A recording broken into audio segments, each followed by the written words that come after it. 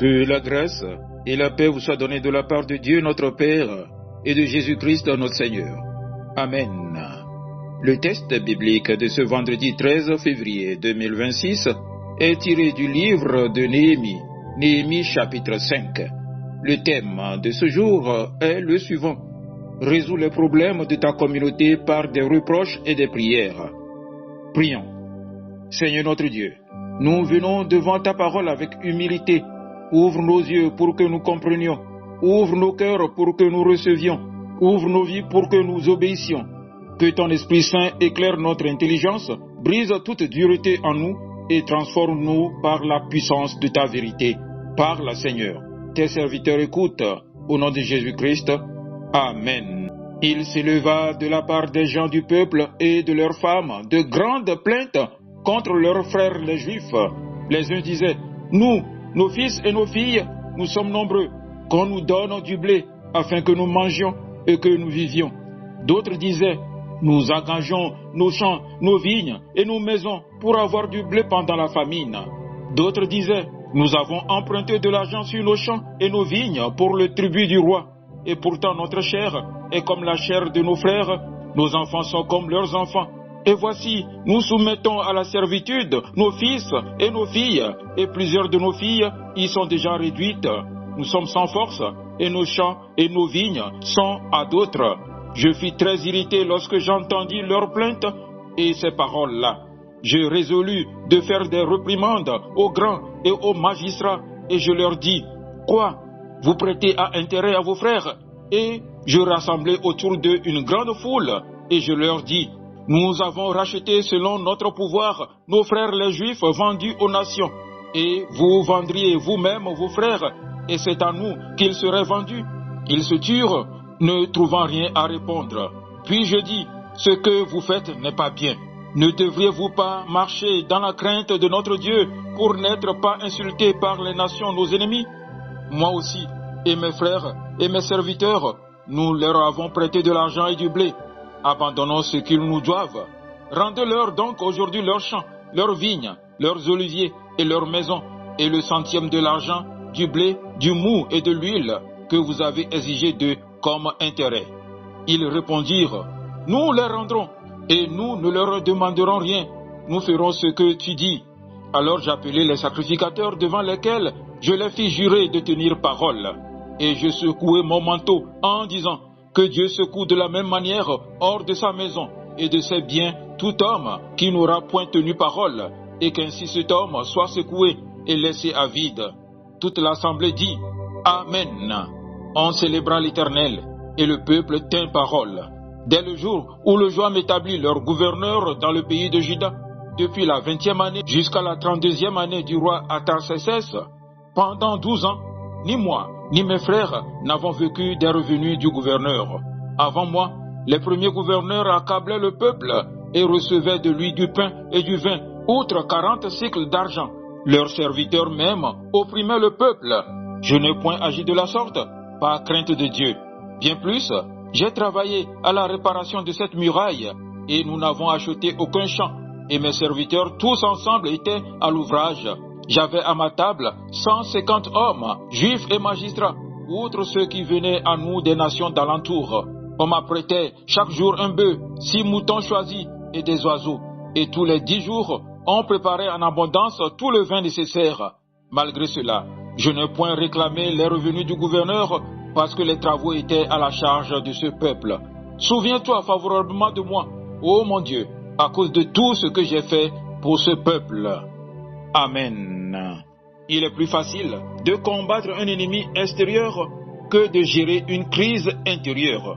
Quand l'attaque vient de dehors, nous nous unissons naturellement. Mais quand le problème vient de l'intérieur, quand les tensions surgissent entre frères, quand l'injustice naît au sein même du peuple de Dieu, alors la situation devient plus douloureuse.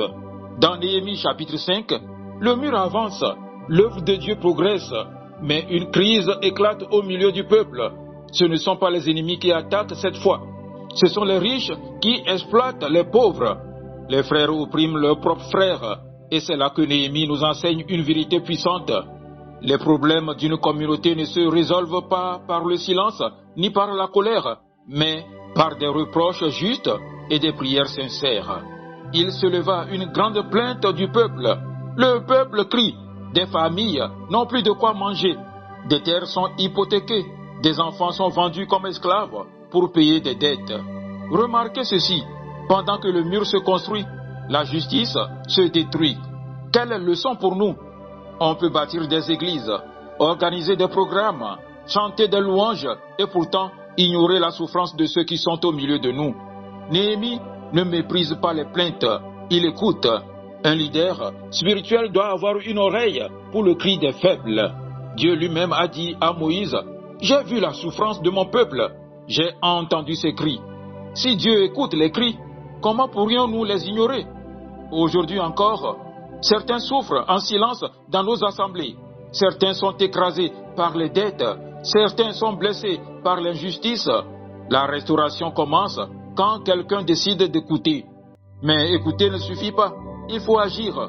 Et c'est ici que Néhémie nous montre le courage spirituel. Je fus très irrité après avoir bien réfléchi. Il est en colère. Une colère juste, mais il ne parle pas immédiatement. Il réfléchit d'abord. Combien de conflits auraient été évités si nous avions appris à réfléchir avant de parler? La Bible dit dans Jacques, chapitre 1, verset 20, « La colère de l'homme n'accomplit pas la justice de Dieu. » Jésus lui-même, lorsqu'il fut confronté à la femme adultère dans Jean 8, ne réagit pas impulsivement. Il se baissa et écrivit sur le sol. Il créa un moment de silence avant de parler. La correction efficace naît d'un cœur maîtrisé. Avant la réflexion vient le courage. Néhémie dit aux grands, « Ce que vous faites n'est pas bien. » Il ne tourne pas autour du problème. Il ne flatte pas. Il ne cherche pas à plaire. Il confronte. L'amour véritable inclut la correction. Proverbe chapitre 27, verset 5 dit, « Vaut mieux une réprimande ouverte qu'une amitié cachée. » L'apôtre Paul a repris Pierre publiquement en Galates 2 lorsqu'il compromettait l'évangile. Ce n'était pas un manque d'amour, c'était une défense de la vérité. Aujourd'hui, beaucoup préfèrent le silence pour éviter les tensions. Mais le silence face à l'injustice est une complicité. Corriger, ce n'est pas condamner. Corriger, c'est restaurer. Cependant, les paroles seules ne suffisent pas. Une communauté guérit quand des actions concrètes suivent. Néhémie demande la restitution immédiate et le peuple répond, nous les rendrons. Il y a repentance, il y a engagement public. Dans Luc, chapitre 19, lorsque Zachée rencontre Jésus, il ne dit pas seulement pardon, il dit, si j'ai fait tort à quelqu'un, je lui rends 4 fois plus. La vraie repentance produit des actes. Une communauté se restaure lorsque les fautes sont reconnues, les torts sont réparés, les engagements sont pris devant Dieu. Mais le message serait incomplet si Néhémie s'arrêtait là, car l'autorité morale ne vient pas seulement des paroles, mais de l'exemple. Néhémie refuse les avantages du gouverneur. Il ne profite pas du système. Pourquoi? Parce qu'il craint Dieu. Paul dira plus tard dans 1 Corinthiens chapitre 11 verset 1, « Soyez mes imitateurs, comme je le suis moi-même de Christ. » On ne peut pas corriger l'avidité si nous vivons dans l'avidité. On ne peut pas dénoncer l'injustice si nous pratiquons l'injustice. L'exemple donne du poids aux reproches.